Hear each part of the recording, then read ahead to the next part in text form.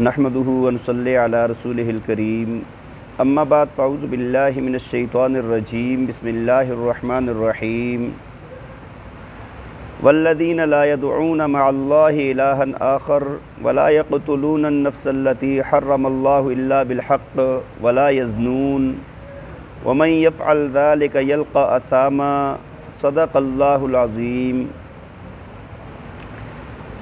توجہ فرمائیں، سورہ فرقان آیت نمبر 68 اللہ رب ذوالجلال فرماتے ہیں والذین لا يدعون مع اللہ الہا آخر، فرمایا اور عباد الرحمن اللہ کے بندے وہ ہیں کہ جو اللہ کے ساتھ کسی اور معبود کو نہیں پکارتے، کسی اور کو اپنا معبود بنا کر اس کو نہیں پکارتے۔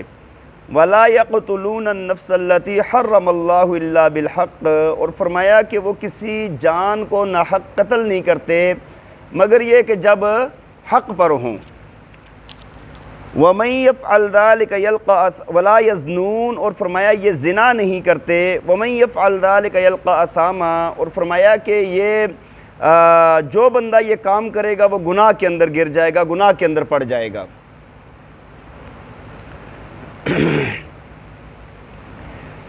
دیکھیں جی، گزشتہ میں اللہ رب ذوالجلال نے عباد الرحمن کا تذکرہ فرمایا تھا کہ اللہ کے بندے کون سے ہیں جن کو عباد الرحمن کہا جاتا ہے۔ اللہ کے نیک بزرگ بندے، ان کی صفات بیان فرمائی تھی۔ ایک صفت یہ بیان فرمائی تھی، فرمایا کہ جب وہ چلتے ہیں تو عاجزی کے ساتھ، طمانینت کے ساتھ دنیا میں چلتے ہیں، راستے میں چلتے ہوئے اکڑ کر نہیں چلتے۔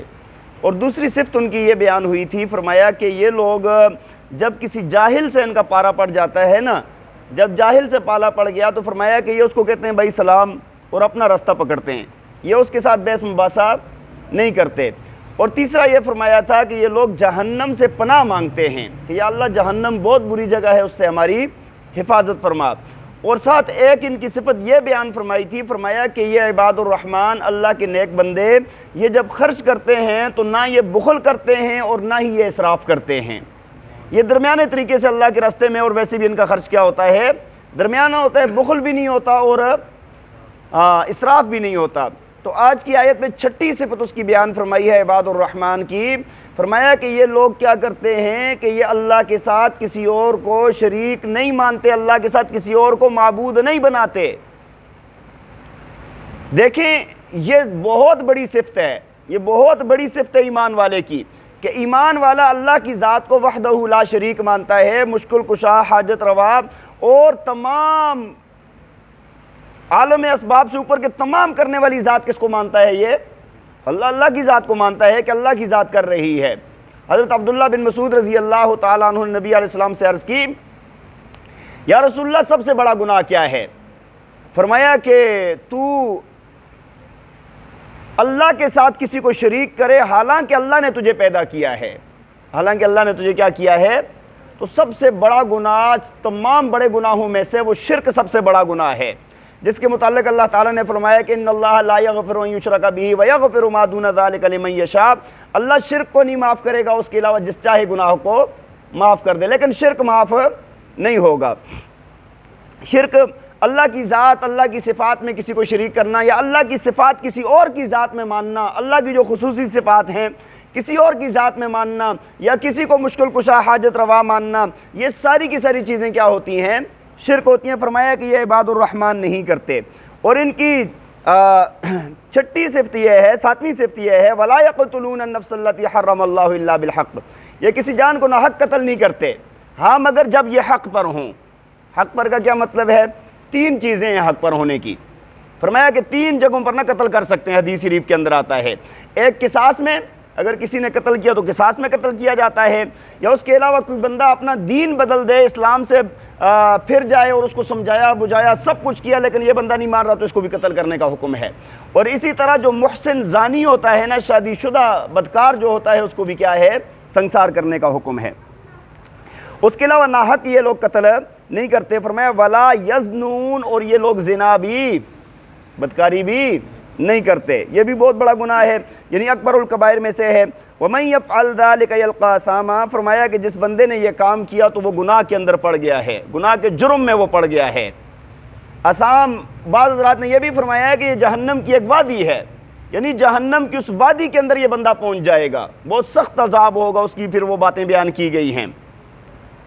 فرمایا کہ ان کے لیے کیا ہوگا، یضاعف لہ العذاب یوم القیامت ویخلد فیہ مہانا، فرمایا ان کے لیے دگنا عذاب ہوگا قیامت والے دن، اور اس کے اندر یہ رہیں گے ذلیل اور رسوا ہو کر۔ دیکھیں گناہ جتنا بڑا ہے نا اتنا ہی سخت ان کو عذاب ہوگا، اور گناہوں سے زیادہ ان کا عذاب ہوگا۔ اگر یہی گناہ ہیں تو یہ عذاب ہوگا، جہنم میں رہیں گے اور یہ سزائیں ملیں گی، اور اگر گناہ ساتھ اور بھی ہیں تو ان کی سزا الگ سے ملے گی۔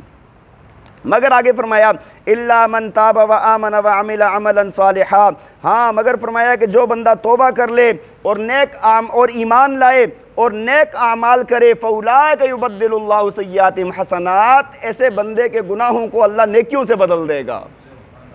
کیا کرنے والا بندہ؟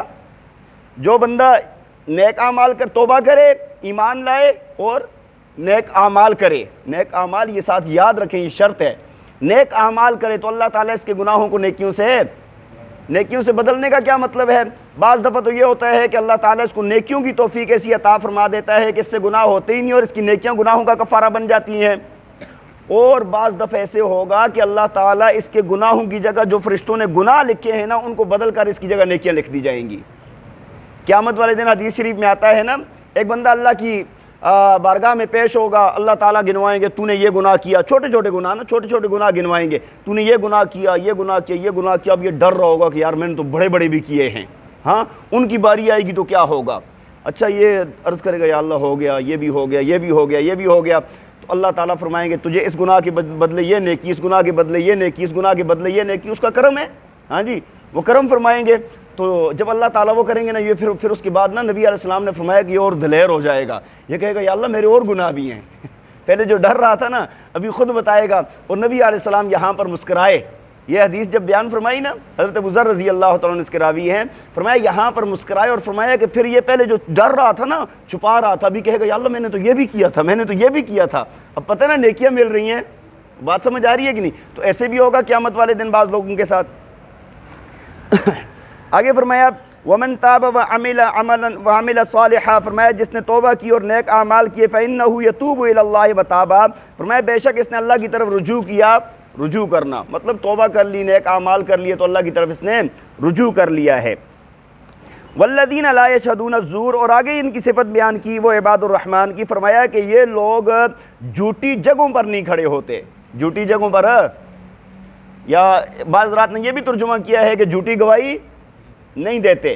اور فرمایا وَإِذَا مَرُّوا بِاللَّغْوِ مَرُّوا کِرَامًا، فرمایا کہ جب یہ کسی بیہودہ بات کے پاس سے گزرتے ہیں تو بڑے شریفانہ طریقے سے گزر جاتے ہیں۔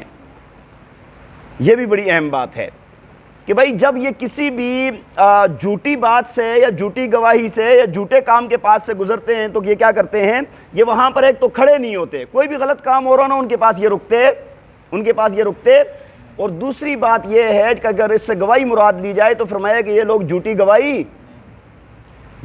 گواہی دینا یہ اکبر الکبائر میں سے ہے، بڑے گناہوں میں سے ایک جھوٹی گواہی ہے۔ اور آج کل کیا ہے، تھوک کے حساب سے جھوٹی گواہیاں ہو رہی ہیں۔ آج ہماری سارا عدالت کا نظام جتنا ہے نا سارا جھوٹ پر، گواہ خریدے جا رہے ہیں، ہاں جی تھوڑا سا روٹی کھلا دو گواہ مل گیا، سگریٹ پلا دو گواہ مل گیا، ٹھیک ہے جی۔ اچھا پھر کیا کرتے ہیں، حالانکہ گواہ کے لیے کیا ہے کہ بھائی جو اس نے دیکھا، جو واقعہ ہوا وہ سچ سچ بیان کر دے۔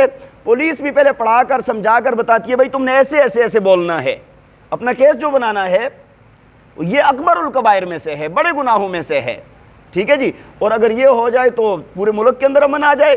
لیکن آج کیا ہے کہ جس طرف وزن ہوتا ہے اس طرف کیا کرتے ہیں، جھوٹے گواہ تیار کیے جاتے ہیں، ان کو بری کر دیا جاتا ہے۔ تو فرمایا کہ عباد الرحمن یہ کام نہیں کرتے، جو اللہ کے بندے ہیں نا وہ یہ کام نہیں کرتے۔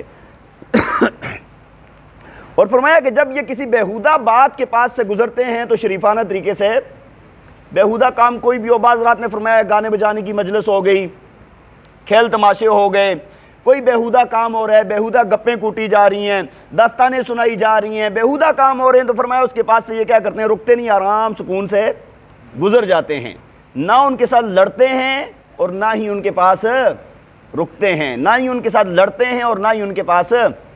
اور آج کیا ہو رہا ہے، آج اگر آپ دیکھیں نا ہمارے حالات دیکھیں، آج تقریباً دنیا مسلمان کفار سارے ہر وقت بیہودہ کام میں لگے ہوئے ہیں، اور سارے اس کے ساتھ رکتے ہیں، سارے اس کے ساتھ دیتے ہیں۔ آپ اور چھوڑیں، مجھے ایک بات بتائیں، یہ ملک کے اندر جو بڑے بڑے کھیل ہوتے ہیں، ملک کو، دین کو کس چیز کا فائدہ ہے؟ مجھے بتائیں آپ۔